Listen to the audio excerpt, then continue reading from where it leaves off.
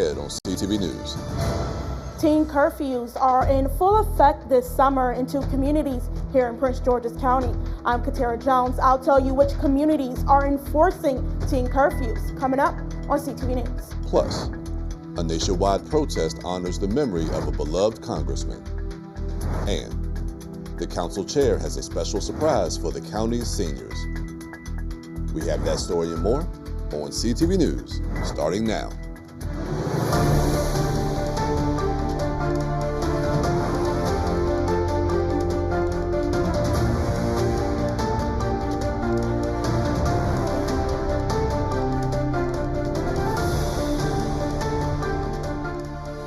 Good evening, this is CTV News for July 18th. I'm Michaela Newton. Thanks so much for joining us. Well, a local municipality is joining Prince George's County in enforcing a youth curfew this summer. CTV's Katara Jones tells us everything families need to know. The city of Laurel has taken new steps to keep its youth safe this summer while also protecting the public safety of all of its residents. The city has issued a temporary juvenile curfew, which will be in place until August 31st. What that means is that kids under the age of 17 are prohibited from being in public places from 11 p.m. to 5 a.m. Now, there are exceptions to this rule, which include if a child is accompanied by a parent or guardian, or if a child is coming to and from work. Now, this order went into effect after an incident at the Laurel Town Center on July 5th, where teens were seen shooting fireworks, fighting, and just causing havoc at that shopping center. Laurel Mayor Keith Sitnor is asking parents to talk to their kids about this curfew, and Prince George's police want to also remind families that there still is a juvenile curfew for the National Harbor. Now, this youth curfew is from 5 p.m. to 5 a.m. on Fridays and Saturdays, and minors are not allowed to be unaccompanied at the National Harbor during that time. Katara Jones, CTV News. All right, Katara, thanks so much for that report. And Good Trouble Lives On protests took place across the country Thursday as a national day of action to honor the 5th anniversary of the death of former Congressman and civil rights leader John Lewis. CTV's Gina Barty has more.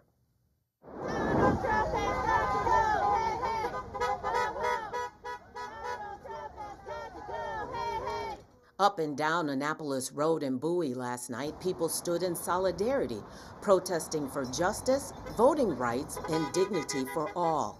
I'm exercising my First Amendment right to express my opinions, but to particularly that this administration is not doing the job it's supposed to be doing and is causing more harm than good. Carrying forward Lewis's call for good trouble, more than 40 rallies took place across Maryland, calling for change and responding to the attacks posed on civil and human rights by the Trump administration.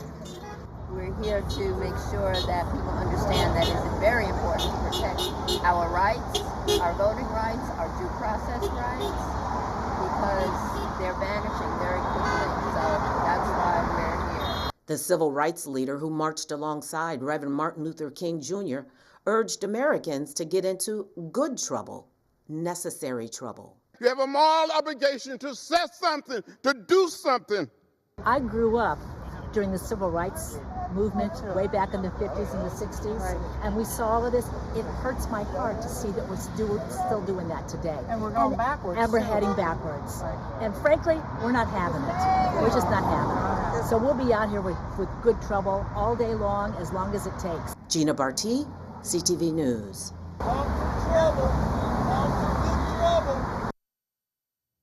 More hurdles are ahead in the fight to relocate the FBI headquarters to Greenbelt.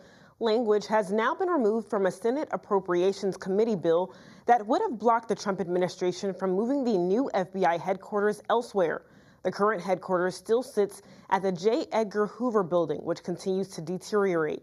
The Trump administration has been vocal about wanting to move the headquarters to the Reagan building. Meanwhile, the House gave the green light to President Trump's push to cut about $9 billion from things like public broadcasting and foreign aid.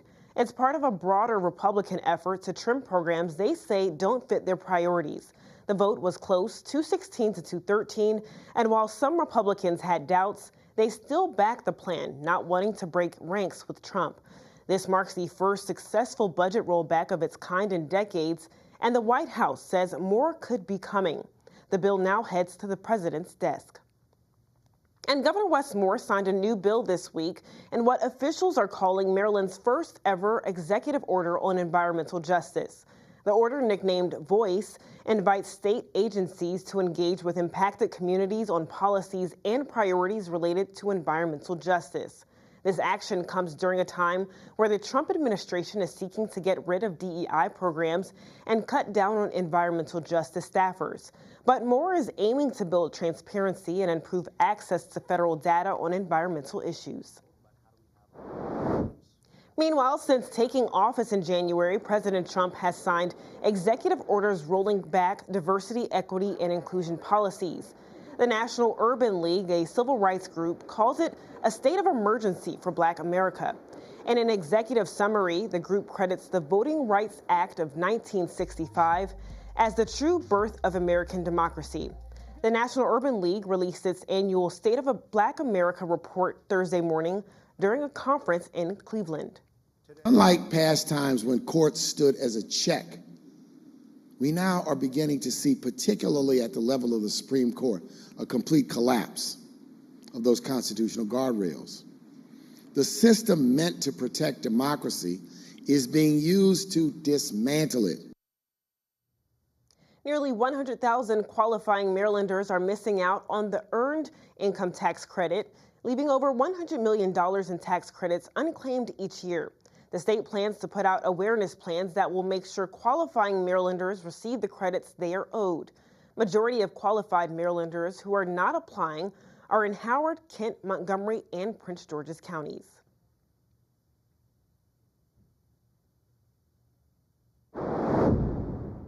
And you're watching CTV News. I'm Michaela Newton. Still to come, with economic development a constant topic in the county, we speak with one council member on the possible redevelopment of Largo.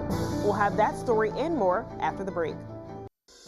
We are the nation's largest integrated healthcare system, providing life-changing care to over 9 million veterans. Our hands are busy, competent, skilled, healing, helping, and friendly. A place where diverse teams come together hand in hand to provide full patient-centered care. Working in state-of-the-art facilities with influential leaders in healthcare, all with a single goal in mind: to help veterans heal, recover, and get their lives back. In a place where everyone plays a part, and where your efforts are truly appreciated. A place so innovative and forward-thinking that we're rebuilding hands, and where even robots lend a hand. Join hands with us. Learn more at vacareers.va.gov. Our connections make powerful things happen, uniting individuals and communities. We are Rotary. We are people of action.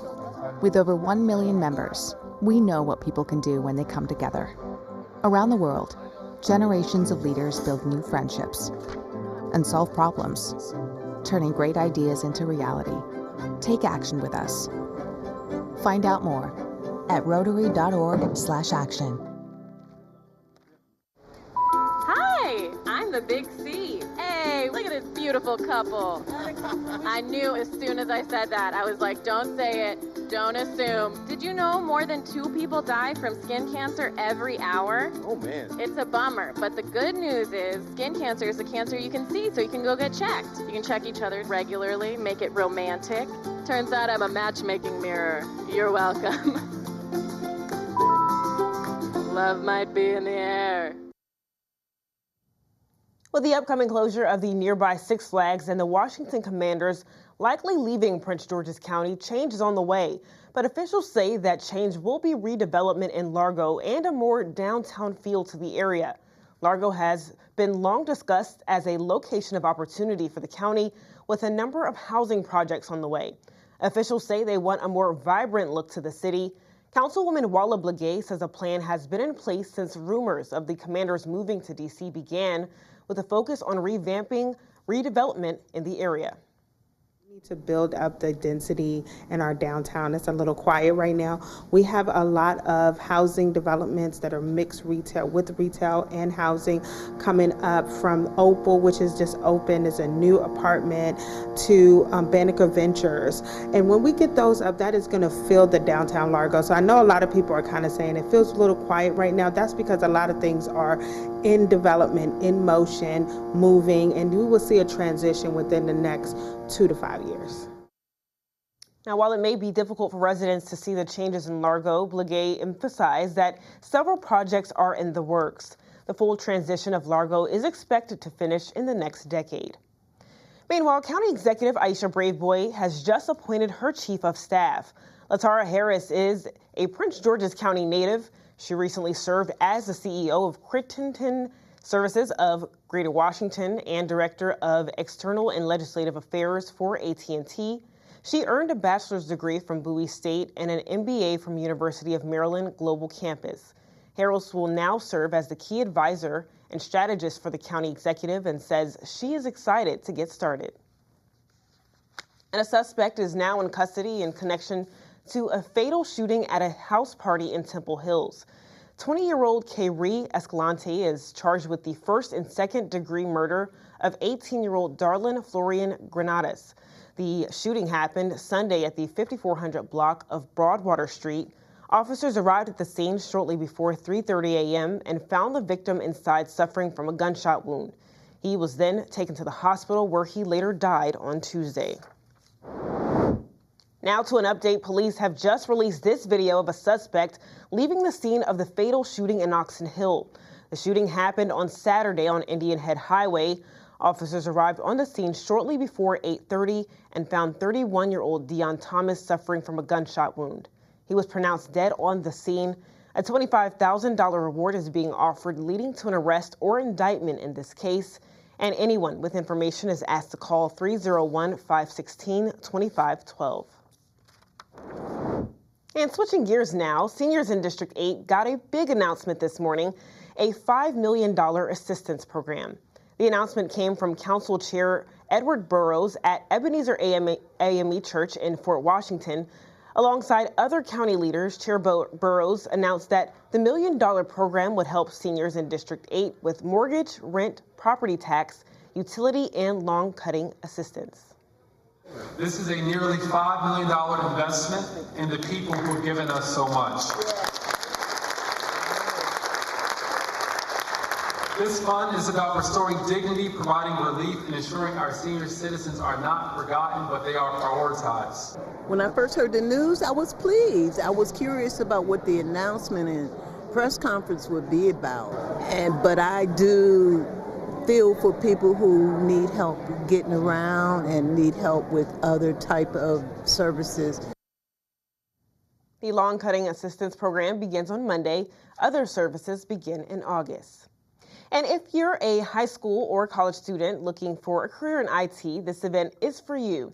On Tuesday, the Office for Information and Technology under the Prince George's County government is hosting a networking event in Largo. The event aims to mold young professionals in the world of IT and teach hard and soft skills to find internships and job opportunities. OIT gives students direction in the field with its 6-week summer internship program, but this event intends to reach students of all interest levels. What we want to do is make sure that we guide them a little better to say, okay, IT is composed of cybersecurity, project management, PC technician, programming. So what we're going to do is for the 3 hours that we have them, we have a subject matter expert that's going to come in and kind of detail the specific areas, what it takes to get into those areas, soft skills that you may need, certifications that you may need. We talk about salary because we all know that's important. We talk about the salary just to give them an idea of what you're looking at. And still to come on CTV News, the weekend has arrived, and whether you're looking for a spot where kids can beat the heat, or if you're in the mood for some grown-up smooth jams and good vibes, we've got just what you need. Stay with us. Did you know that having a happy marriage is the closest thing to heaven on earth? Unfortunately, having an unhappy marriage is the closest thing to hell on earth. Well, Bonsil and I have been in both types of marriages, and we can say a happy marriage is certainly better. And we want the same for your marriage, so watch our show, Living a Godly Marriage, as we talk with experts and other couples as they share how we all can have successful, joyful marriages. Join us every Wednesday and Saturday at 11:30 a.m. and Sunday morning at 11. Right here on CTV, Prince George's Community Television, and on our YouTube channel.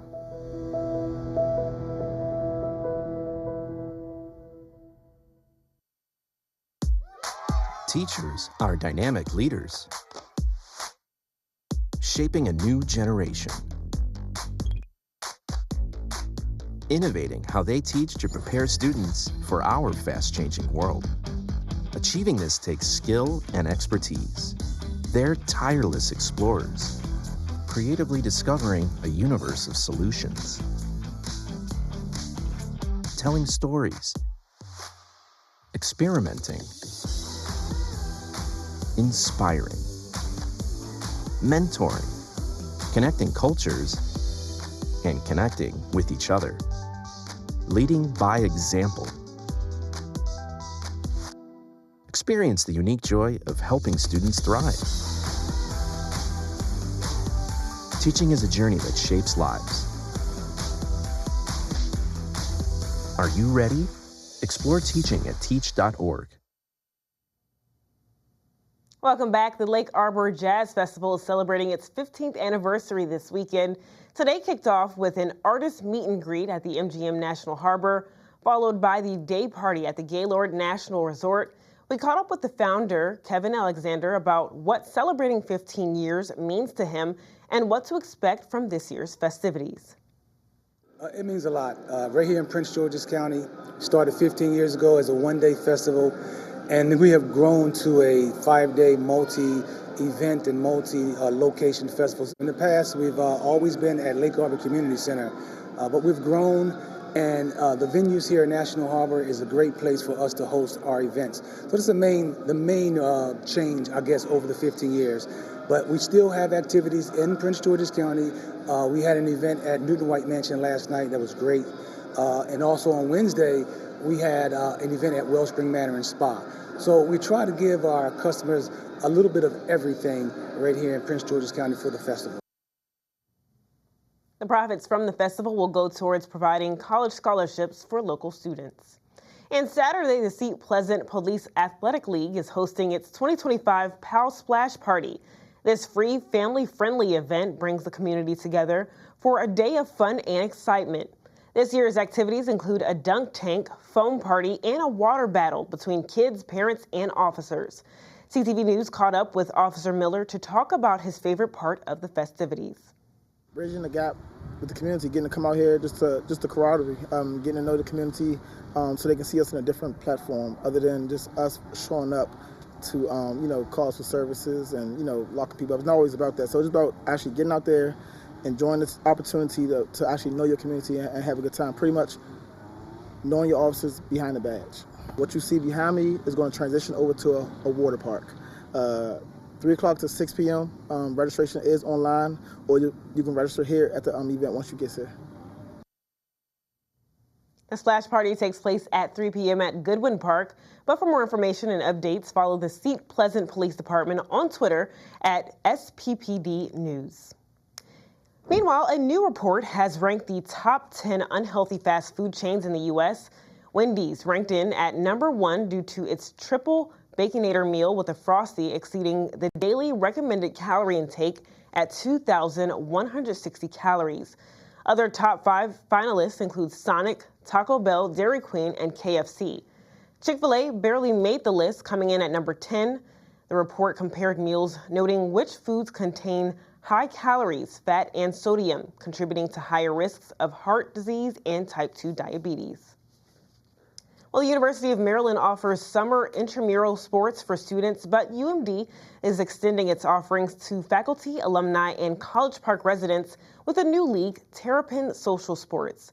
The City of College Park allocated $30,000 to offer a 50% discount to invite residents for some loose competition, and the league returned for its second year of operation this summer. After only offering volleyball leagues, pickleball will be added this month.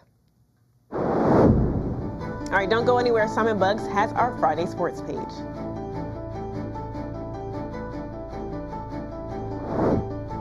Hey there, everybody. I've got a great sports page in store for you today as I got the chance to talk to one of the best swimming clubs in the county. Find out who after the break. Don't move.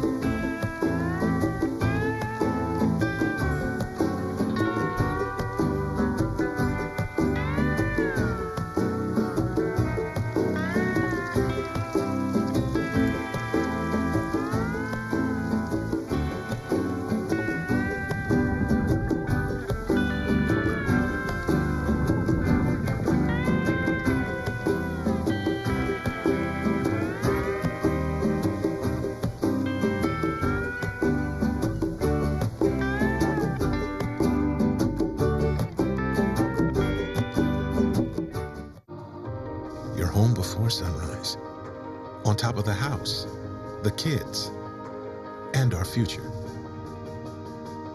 The smell of your cooking is our alarm clock.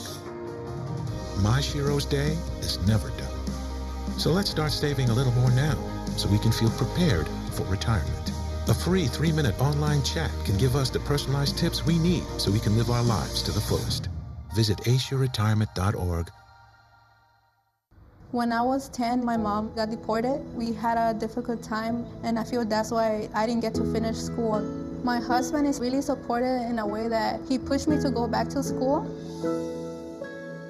She wants to have a career so her kids can look up to her. They both keep me motivated to go to school, and they see that if I do it, like they can do it too, you know?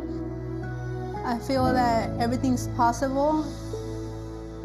Find free adult education classes near you at finishyourdiploma.org.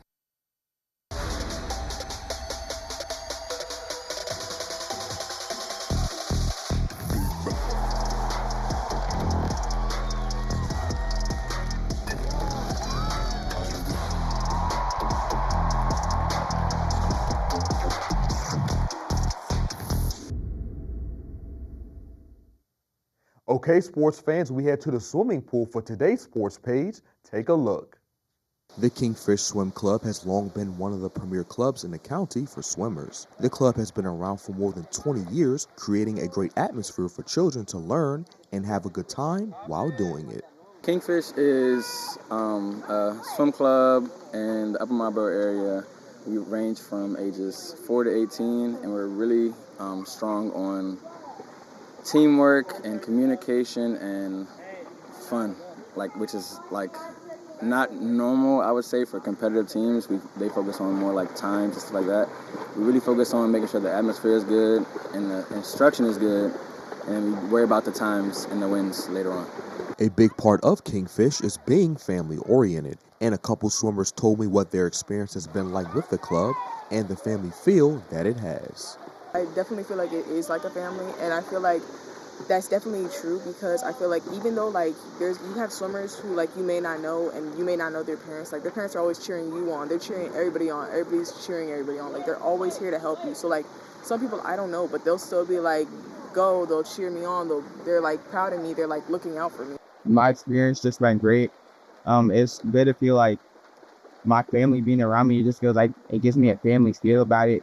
It's a good experience because everybody cheers you on. No bad energy, no negative energy. It's just all encouraging. It's still my best. It definitely does feel like a family because we come here basically every day, and it's mainly the chance for you because they'll be like, dang, well, That's our Kingfish. And it just like everybody sits together and it's really nice. And then we have these little push-outs like on Thursdays. Like, not everybody always comes to practice, but on Thursdays, people usually have practice on. So it's like it's a little like family bond. Kingfish absolutely dominated the pool this season as they went 5-0 in dual meets. Now the club is no stranger to an undefeated season, having multiple consecutive ones during their time in the Prince Mont Swim League. But despite that, it doesn't take away from just how special their season was. It's actually a great feeling because we are a very strong team and we do care about each and every one of each other. We're definitely like super excited, especially being like a mostly black like swim club and like going against a lot more like mostly white swim clubs. It's very like empowering for us, especially when we're undefeated. It's just like continuing that and moving forward. It's really exciting. We just go out there and dominate. The club will return to action tomorrow for divisionals, and Coach Miller spoke on what he wants his team to do in order for them to have a strong outing. What I want to see is that they're relaxed and they're focused and they're working on basically everything that we've been doing throughout the summer. Like focusing on their basics, making sure their stroke counts are right, their underwater counts are right, and that they just have fun. Divisionals will take place at Adelphi Pool at 8:30 a.m. And that wraps up your Friday sports page. Have a good weekend, everyone. All right, Simon, thanks so much. Let's get a look at our 3-day weather forecast. Tonight, we'll have some scattered showers and thunderstorms. Tomorrow, more storms are on the way. It'll be 86 degrees. Sunday, we'll have a high of 91, and we'll have a slight chance of showers around 2 p.m. Monday, it'll be mostly sunny with a high of 84 and a low of 65. And for our community calendar tomorrow night, Brincore Entertainment is hosting their all-white affair at the Bowie Center for the Performing Arts. This year's party will feature a tribute to funk artists such as Prince, Cameo, the Parliament Funkadelics, and more. Doors for this event open at 6:30 and the concert starts at 7:30. But for more tickets and more information, visit brincore.com. All right, that's all the time we have for CTV News. Thanks so much for joining us. Have a great weekend. Good night.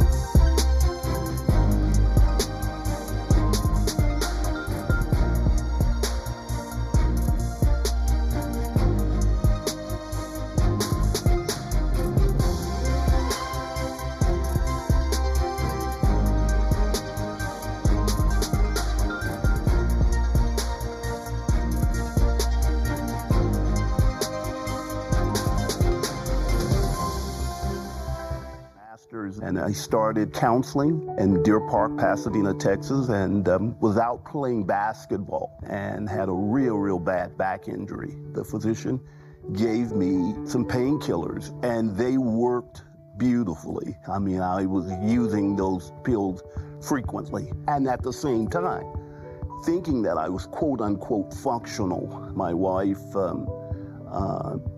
starts saying to me, "Look, Robert, the pills are destroying our family." Can I stop real quick? Right. At that point, my wife decided that she needed to get away because the kids were growing up seeing an addicted father. I cried out and asked God to somehow deliver me from the substance abuse. I wanted to stop, but I couldn't. I ended up living on the street in an abandoned warehouse for 12 years. There happened to be a hole that had somehow been cut out. I would lay on that nasty mattress and I would look through that hole and I would ask, "God, is this it? Where are you? Where are you?" The ARC had saved my life. What the work therapy gave was structure. I felt like I was a part of something again. And now today, I am the intake coordinator where I have that opportunity to give back to others what the ARC gave so freely to me. Nothing is more powerful than that. So I've been clean now for about 10 years. The kids are back. The wife We're the best friends now. The ARC helped restore everything that I thought I had lost forever.